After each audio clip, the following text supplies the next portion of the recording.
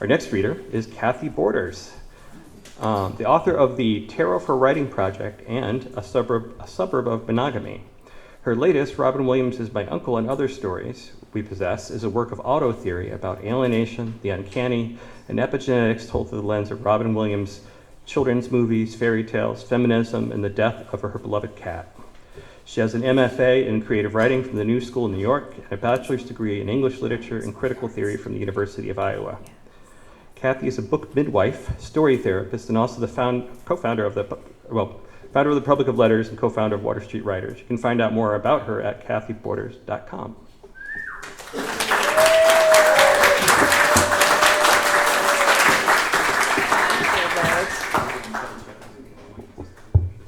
Okay. Thank you all so much for coming. You guys are really what make Water Street Writers as successful and wonderful as it is. The music's going. Yeah, the music again. Well, I'm loud, so I guess I'll just talk over it. If we can't find it, we can't find it. Well, I also want to say how great it is to read with three of the most brilliant writers I know. So I'm so jazzed to be reading alongside Sandra and where's Donna? There you are behind, and Heather. Thank you guys so much for reading with us and for, supporting these events all these years. So, okay. Robin Williams. My uncle died the same time Robin Williams did, give or take. He was my uncle by marriage. I didn't know him, not really. I mean, I didn't know Robin Williams either, but confined children finish all sentences with the word but, Dodie Bellamy writes. I copied that into my notebook, now I'm gifting it to you. I don't really know much about either of their deaths. They said Robin hanged himself, they said it was depression, then they said it was dementia. I heard my uncle crashed his truck into a tree, or drove into a lake, but maybe his heart just stopped. I heard that too. I've not gone looking for any of the details. It seems none of my business. Anyway, facts in my family move. Like Robin's genie, they're vaporous. They change shape midair. Genie, meaning jinn, a freak, demon, we're not sure they're to be trusted.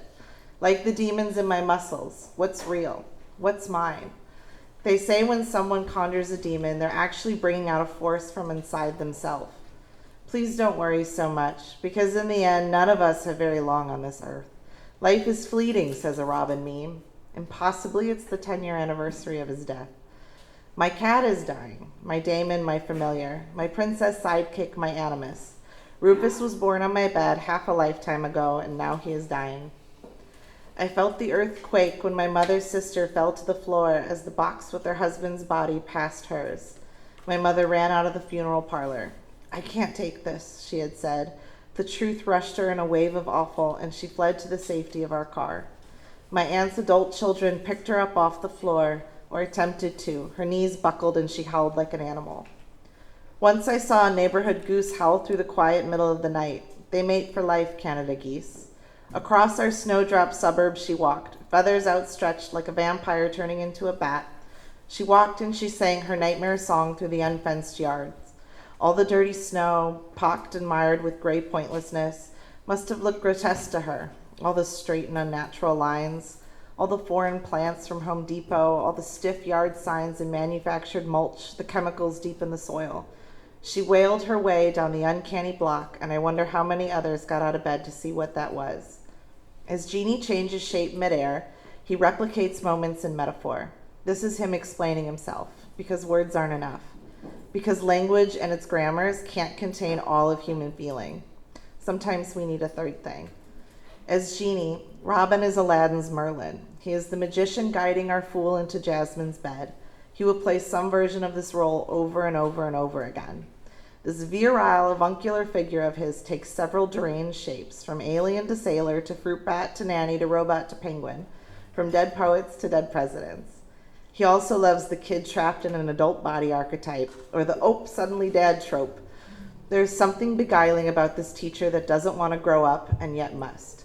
His oeuvre is like a rainbow bridge to adulthood, this in-between person, so familiar, so alien. I want to relate him to Uncle Traveling Matt out there with the silly creatures, but he is the ultimate silly creature. Whimsically, he speaks incessantly about sex, death, honor, and meaning. He gets away with it because he's fast. He gets away with it because he's brilliant.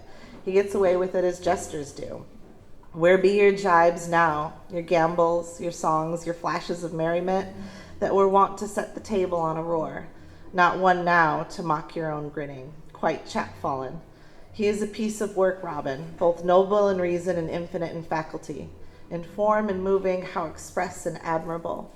He is not unwilling to sacrifice himself for the children, for the little boy that looks up to him. He is not unwilling to hand down the sword, or take the fall, or corrupt the youth. Socrates drinks the hemlock. Mr. Keating loses his job. None of the actors knew who Pan was going to pick. When Robin gave the sword to Thud, the boy's reactions were genuine.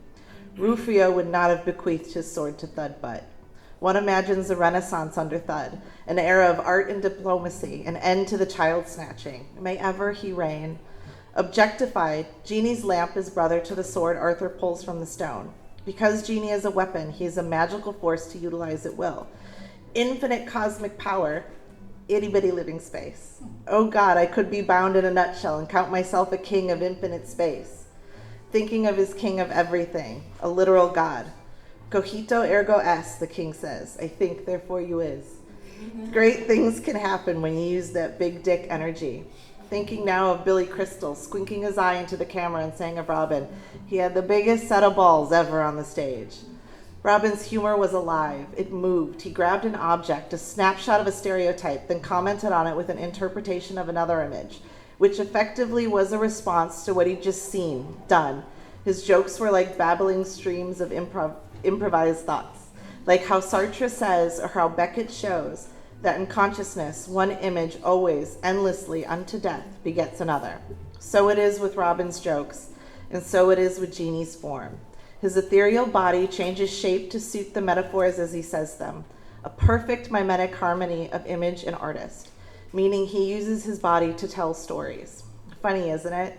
The stories trapped in our bodies. Some of them are not even ours, and still, and yet, the body keeps the score. My 3 wishes would be to heal my migraines and such, to have enough money to just write, and to not be allergic to bananas. Knowing me, though, I'd probably never make my 3rd wish. I'd save it like the last drops of the blue exotic bouquet body spray in my closet. This is assuming I couldn't ask for great health and longevity for everyone I love, including Rufus. That seems as though it's against Genie's moral code. He won't alter another's body without consent, as his objection to not making another fall in love is ethical. This seems similar. Maybe the health and longevity of someone who can consent is okay, but it would probably count as 1 wish per person, much like that time he fished an unconscious owl out of the sea. Deciphering what's inappropriate will always be a philosophical quandary. It will never not be a question of censorship and power.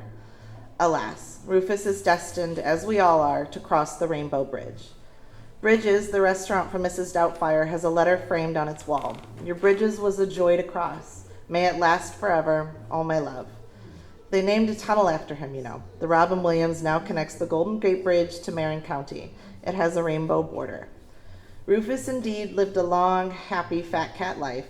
He's 19 now, old, frail, a sketch of himself, a whisper on the breeze. He's half my age, he's been with me half of my life. Aff, he says to me, aff. Let me go. Is that what he's saying? Let me go? Hey, is what it actually seems. Hey, I'm here. I know because I'm hurt. I'm here, I hurt, I'm here. Aff, his grand barbaric yop. Thank you.